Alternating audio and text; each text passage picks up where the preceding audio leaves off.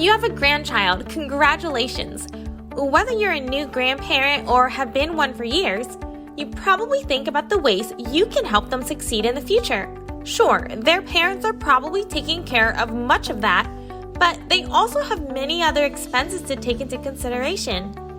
Between bank fees, insurance, mortgages, etc., your children are knee-deep in financial responsibilities on top of the expenses of having their kids.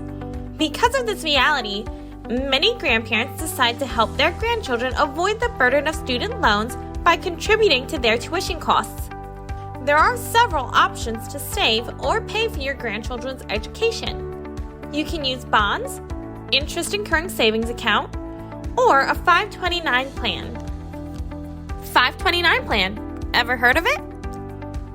This is a college savings plan that offers tax and financial aid benefits.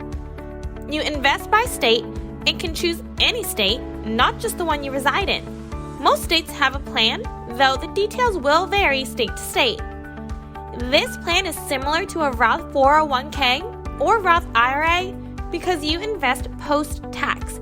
These funds can also be used to fund K-12 schooling. There are many perks to this plan. The most compelling is the tax breaks. While the contributions are not federally tax deductible, many states offer tax deductions for 529 plan contributions. Even better, qualified distributions such as tuition, books, school supplies are tax-free. This can be much more economically wise because many traditional savings vehicles such as CDs and bonds incur taxes, even if used for education. Another perk is that growth in your investment in a 529 plan is completely tax-free. More money for education means less stress and more focus on studying. The best part of this plan? You don't have to report it on your federal taxes until you withdraw. If the withdrawal is less than $15,000 per person, $30,000 for married couples filing jointly, it will qualify for the gift tax exclusion. Aside from the many tax breaks this plan offers, it's also low maintenance because of that set it and forget it option to auto-invest by linking to your paycheck or bank account. The management of the account is controlled by an outside investment company, meaning you won't have to worry about maintaining your account. Want to change your investment options? You can do that twice per calendar year under this plan. Drawbacks. Of course, as with many good things, there are some downsides. Just like most investment plans, the 529 comes with fees. Depending on the investment you choose, there could be high management fees.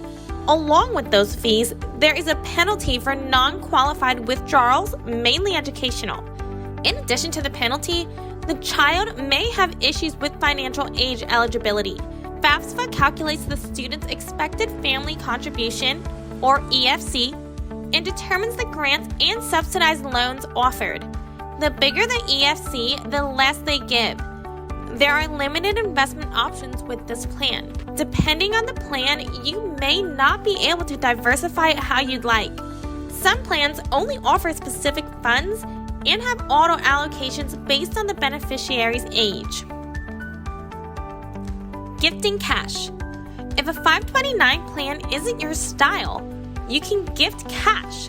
The current gift tax exclusion is $15,000 per grandparent, so grandparents can give combined $30,000 per year to their grandchildren without paying tax.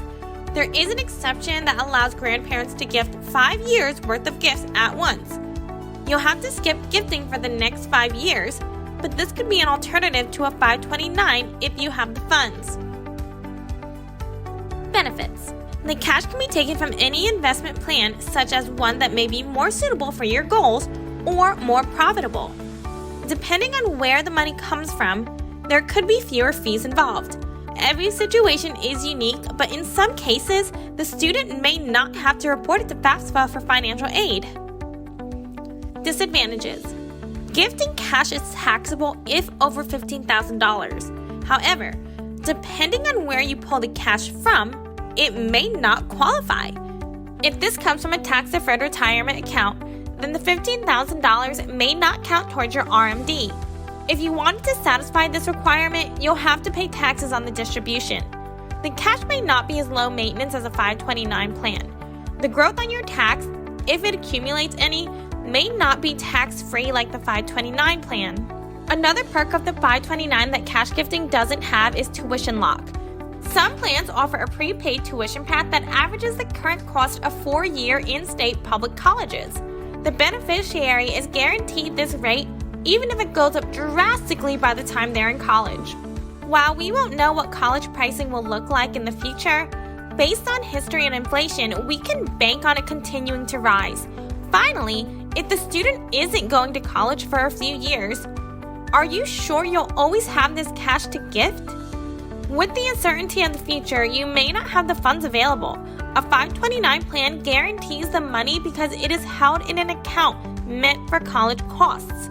You can incur hefty fees and taxes for early non-college related withdrawals, which could make you think twice before spending it, unlike cash.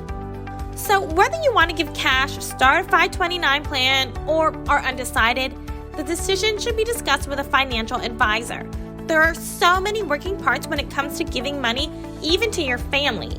Certain strategies may be better or worse for your financial and tax situation. A financial professional can help determine what the best plan is for you. At RGA, we take the whole picture into consideration, even the future.